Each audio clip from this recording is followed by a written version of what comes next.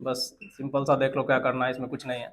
एक पॉइंट यहाँ से लेके एक पॉइंट यहाँ तक डिस्प्लेस करता है चीज़ों को। दोनों का कोऑर्डिनेट दे दिया गया है -2 आई कैप प्लस 5 जे कैप, और इसका कोऑर्डिनेट कितना दिया गया है 4 जे कैप प्लस 3 के कैप, और फोर्स दिया हुआ है, फोर्स भी दिया हुआ है। और इसमें सबसे बड़ी बात क्या है 3 आई कैप 4 आई कैप प्लस 3 जे कैप। तो इसमें सबसे बड़ा बात यह है कि सब कुछ वेक्टर के फॉर्म में है। अगर सब कुछ वेक्टर के फॉर्म में है तो हम डायरेक्ट कर देंगे work done equal to F dot D S. कोई बोलोगे कि यहाँ पे थीटा कितना होगा सर, ये डॉट प्रोडक्ट होगा ना, और डॉट प्रोडक्ट तो सिंपल होता है, तो फाइनल में से इनिशियल को माइनस कर देना और डॉट कर देना तो आंसर आ जाएगा। 2013 में फिर पूछा था उस तरह का क्वेश्चन, एकदम सिंपल क्वेश्चन है ये भी, कि एक पोजीशन यहाँ पे पार्टिकल का और यहाँ जा रहा है, इस दोनों का वेक्टर फॉर्म में दे दिया गया है, और एक फोर्स दे दिया गया है और एक मास दे दिया गया है। बट हम लोग जानते हैं work done equal to F dot D S है। फाइनल में से इनिशियल वेक्टर को अगर सब्सट्रैक्ट करेंगे तो हमको डी एस वेक्टर मिल जाएगा, डिस्प्लेसमेंट वेक्टर, और फोर्स दिया हुआ है किसमें वेक्टर के फॉर्म में, तो डॉट प्रोडक्ट कर लेंगे तो मिल जाएगा वर्क डन। सेम क्वेश्चन है, कुछ भी इसमें नहीं करना है। फिफ्थ क्वेश्चन में एक एरिया दिया गया है, बट ये उससे भी ईजी है कि नहीं है, तो बनाते हैं और देखते हैं कि कैसे कर सकते हैं।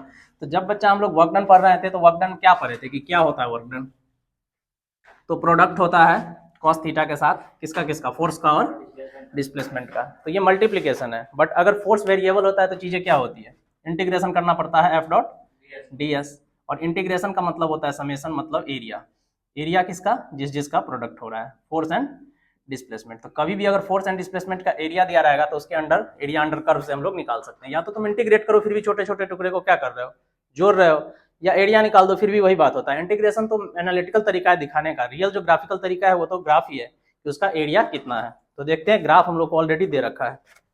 कब का क्वेश्चन है ये, AIPMT 2011। अब ये पुराना क्वेश्चन हो गया। पढ़ देते हैं कि force F on a particle moving in a straight line varies with distance dh shown in the figure दिया हुआ है। The work done on the particle during the its displacement of 12 metre. जब ये 12 मीटर तक जाता है तो work done क्या होता है, तो वर्क डन का फॉर्मूला बच्चा कुछ इस तरीके से हम लोग लिखते हैं, फिर से बता दें, एफ डॉट डी एस या एरिया अंडर कर्व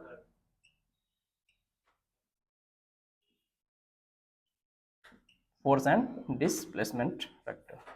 तो यहाँ पे क्या है, ये है कि इसके छोटे छोटे टुकड़े को इसके लिमिट के अंदर जोड़ दिया है, बट जोड़ दिया है तो उस समय फोर्स क्या लिखते हो तुम, ये बताना हमको जरा। इंटीग्रेशन जब करते हो तो कहाँ नीचे देख रहे हो तुम, इंटीग्रेशन जब करते हो तो क्यों करते हो इसको, क्योंकि फोर्स वेरिएबल होता है। अगर फोर्स वेरिएबल नहीं होगा तो इंटीग्रेशन करने का कोई मीनिंग है, डायरेक्ट मल्टीप्लाई कर देंगे थीटा के साथ। तो एरिया अंडर कर्व बोल रहे हैं, जब बच्चा तुम इंटीग्रेशन करते हो तो फोर्स किसी न किसी फंक्शन में लिखा रहता है कि नहीं है, किसी फंक्शन में लिखा रहता है।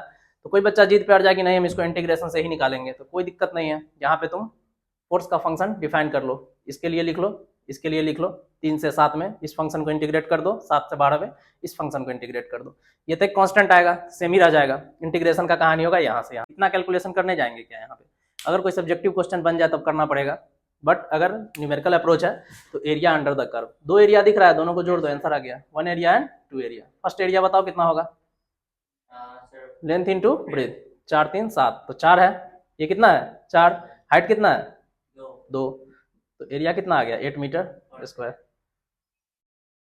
मीटर स्क्वायर नहीं बोल सकते बच्चा, ये होगा न्यूटन मीटर, क्योंकि एक डायमेंशन वाई क्या है न्यूटन में और एक क्या है मीटर में।